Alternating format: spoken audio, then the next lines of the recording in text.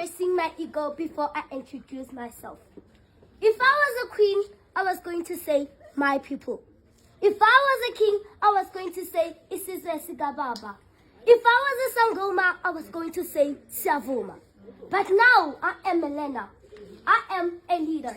I am a speaker. I am a speaker of the voices that I had in my school. Today I am standing in front of you. But please, let me press red button to introduce myself. I am a girl, but not just any girl. Not just any girl. Not just a drop in an ocean, but the whole ocean in a drop. I am not perfect, but limited edition. I am Mabaso Zandile from Bulata Secondary School, the only school that matters, exists, and counts in Second 11. The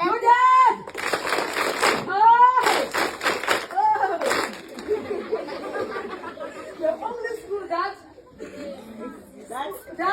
matters, exists, and counts. Thank you. Likewise, like said, every person has an obstacle to fight each and every day. Likewise, like said, where there's a will, there's a way. Will to fight your everyday obstacles and will to fight what you are facing. There's a way where we are willing. If you are not willing, you will not find a way. Like I said, if I was a queen, I was going to say my people. And I was going to say that fight each and every day obstacle because every person has to face them. I'm going to motivate the grade 7 learners.